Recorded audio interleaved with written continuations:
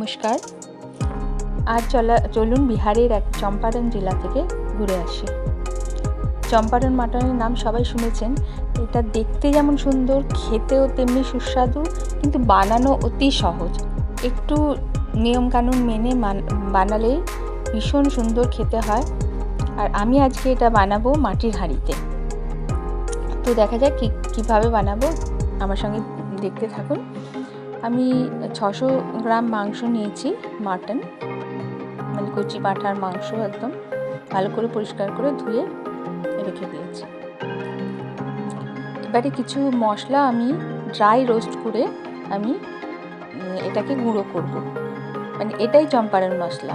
একটু গোলমরিচ, এক চামচ ধনে, জিরে আর মৌরি, আর 3-4টে শুকনো লঙ্কা, সামান্য জয়িত্রী, আর একটুখানি জায়ফল, দেখতেই পাচ্ছেন কতটুকুনি নিয়েছি, 3-4টে বড় এলাচ, কতগুলো ছোট এলাচ, কয়েকটা লবঙ্গ আর দারচিনি।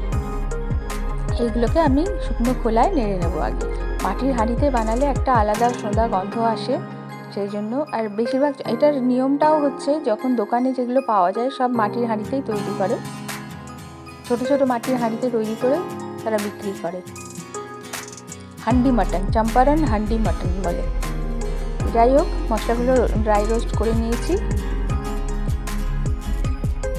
এটাকে একটু ঠান্ডা হলে আমি গুঁড়ো করব। এটাই হচ্ছে মেন মশলা হবে, আর কোনো মশলা আমি দেবো না। এটা হবে সর্ষের তেলে। সর্ষের তেল যতটা আমার দরকার পুরোটাই আগে গরম করে নেব। ধোঁয়া বের করা, ধোঁয়া ওঠা পর্যন্ত গরম করে নেব। কারণ সর্ষের তেলের একটা ঝাঁঝ থাকে, সেটা যেহেতু এটা মানে রান্না হবে না, এটা একসাথে সব কিছু মাখিয়ে তৈরি হবে, সেই জন্য একটা কাঁচা গন্ধ যাতে না থাকে, সেই জন্য এটা ধোঁয়া ওঠা পর্যন্ত সর্ষের তেলটাকে গরম করে নিতে হবে। ধোঁয়া উঠে গেছে, এবার আমি গ্যাসটা বন্ধ করব।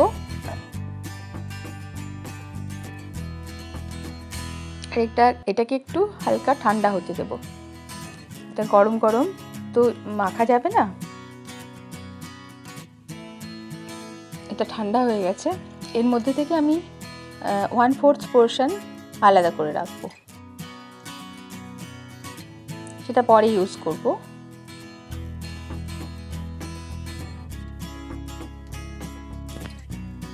এবারে আসল কাজ শুরু হবে।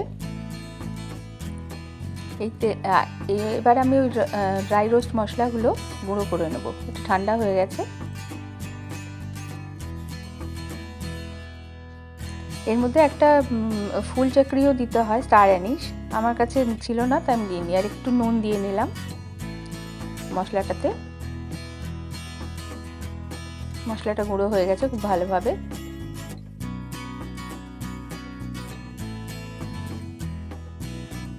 আচ্ছা, এটা আমি হাত দিয়ে দেখে নিলাম, এটা যাতে হাত পুড়ে না যায়, সেরকম গরম তো নেই।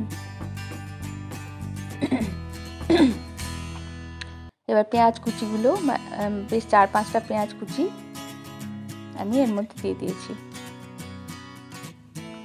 আমার বর যেহেতু এইটা মাখতে খুব ভালোবাসে, সেহেতু আমি বললাম তুমি মাখো, আমি ইনগ্রিডিয়েন্টসগুলো একসাথে এক এক করে দিতে থাকি।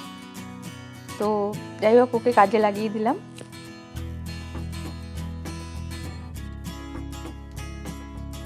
ও মাটনটা ম্যারিনেট করতে খুব ভালোবাসে। এবার দিলাম আদা রসুন বাটা। এটার পরিমাণ আপনারা নিশ্চয়ই যারা রান্না করেন তারা বুঝতে পারবেন। আমি কোনো কিছু মেপে চুপে রান্না করি না, আমি সব কিছুই আন্দাজেই রান্না করি।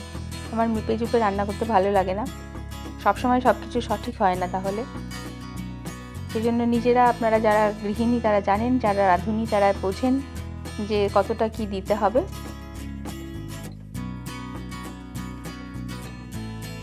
এবার হলুদ গুঁড়ো,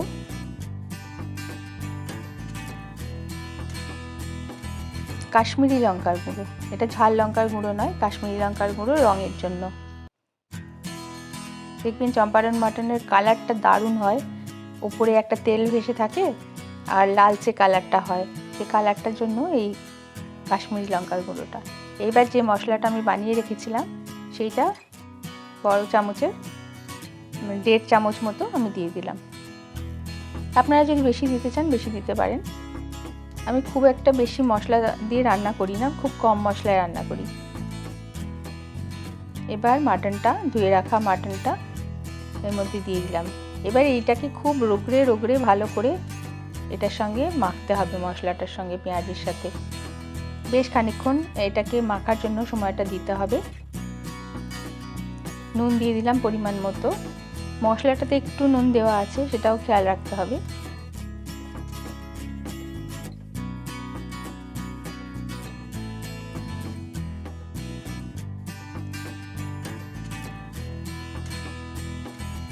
এটা পুরো ভাপে রান্না হবে, মানে দমে রান্না হবে।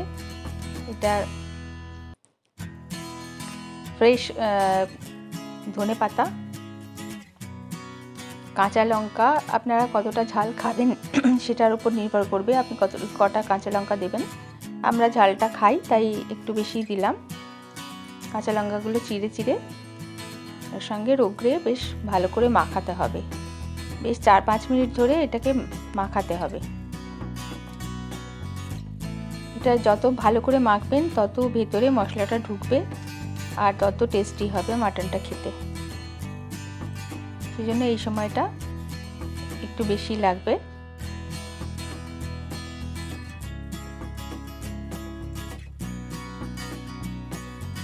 আর কোনো কাজ নেই এরপর, ব্যাস। নর্মাল মাটন বানাতে গেলে আমাদের অনেক ঝঞ্ঝাট হয়। এবার হাঁড়িটা আমি নিয়ে নিয়েছি।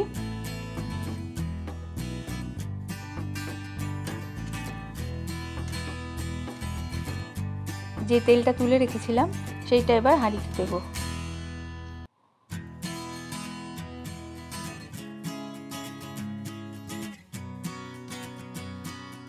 ওটাকে একটু ঘুরিয়ে ঘুরিয়ে পুরো হাঁড়িটাতে তেলটা মিশিয়ে নিতে হবে। আপনি ব্রাশের সাহায্যেও তেলটা মাখিয়ে নিতে পারেন পুরো হাঁড়িতে, যাতে গায়ে লেগে না যায় মাংসটা।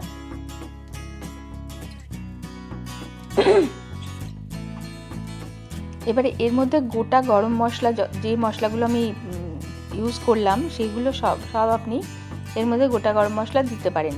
বড় এলাচ, ছোটো এলাচ, দারচিনি, তারপরে লবঙ্গ, গোলমরিচ।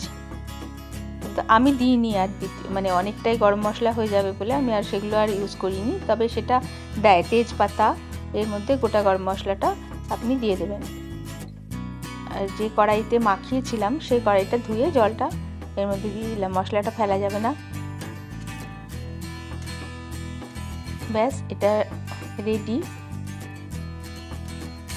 আর এটার মেন যে অ্যাট্রাকশন সেটা হচ্ছে এই গোটা রসুন।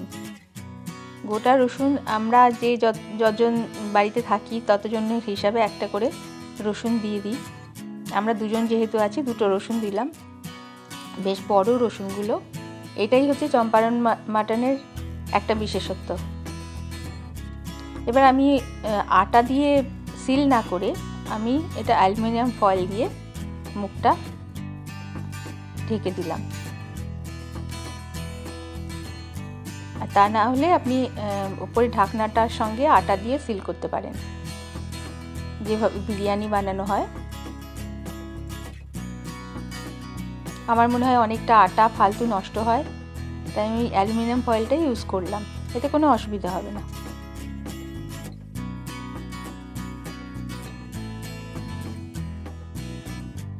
তবে একটু একদম এয়ারটাইট না হয়ে যায় সেই জন্য একটা ছোট্ট করে ফুটো করে নিতে হবে এটাতে,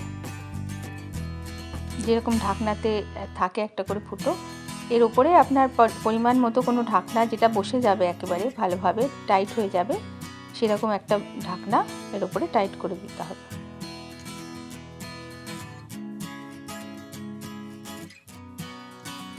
খেয়াল রাখবেন অ্যালুমিনিয়াম ফয়েলটা আমি পরে ছিঁড়ে দিয়েছিলাম, সাইড দিয়ে আগুন না ধরে যায়। এবার ওটাকে আমি অন করে দিয়েছিলাম গ্যাসটা, সেটা দেখানো হয়নি। খানিকক্ষণ পরেই, মানে প্রায় আধ ঘন্টা পরে পরে এটাকে ভালো করে নাড়িয়ে দিতে হবে। সেটা খুব সাবধানে করতে হবে। আর 2-3টে বেশ মোটা তোয়ালে নিতে পারলে ভালো হয়, আপনার হাতে তাহলে গরমটা লাগবে না। নিচ পর্যন্ত ধরে একবার সাইড ওয়াইজ একবার ওপরে এইভাবে নাড়িয়ে দিতে হবে। 1 ঘন্টা লাগবে মাটনটা তৈরি হতে, তার মধ্যে 3-4 বার এইভাবে নাড়িয়ে দিতে হবে। আমি প্রত্যেকবার দেখাইনি, এইভাবে প্রায় 1 ঘন্টা আমার এটা রান্না হয়েছিল। তারপরে খানিকক্ষণ স্ট্যান্ডিং টাইম দিয়ে আমি এটাকে খুলেছি। এবার দেখা যাক হয়েছে কিনা।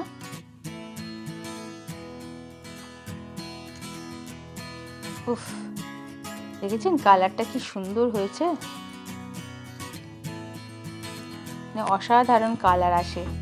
এটাতে কিচ্ছু করতে হয় না, না নাড়াতে হয়, না রান্না করতে হয়, চুপচাপ একদম স্লো আঁচে, এটা বলতে আমি ভুলে গেছিলাম, একদম স্লো, যেটা সব থেকে ছোটো বার্নার আপনার গ্যাসের সরি, সেই বার্নারটাতে একদম সিম করে এটাকে বসিয়ে রাখতে হবে 1 ঘন্টা, তাহলেই হয়ে যাবে। তবে আমার মনে হলো এটা জলটা একটু বেশি আছে, মাংস যদিও সেদ্ধ হয়ে গেছিলো। তারপরে আমি খানিকক্ষণ এমনি বসিয়ে আবার জলটাকে মেরে নিয়েছিলাম। ব্যাস রেডি চম্পারন হান্ডি মাটন। এবার আমরা শুধু স্যালাডের সঙ্গে ভাত, গরম ভাত আর এই চম্পারন মাটন নিয়েছি, ব্যাস আর কিচ্ছু চাই না। আমার বরের তো আর কিছু চাই না, সেই জন্য কিছু রান্না করিনি। ব্যাস এই দিয়েই অসাধারণ টেস্ট। দেখুন গ্রেভিটা কি অপূর্ব হয়েছে। কে কে বানালেন আমাকে জানাবেন।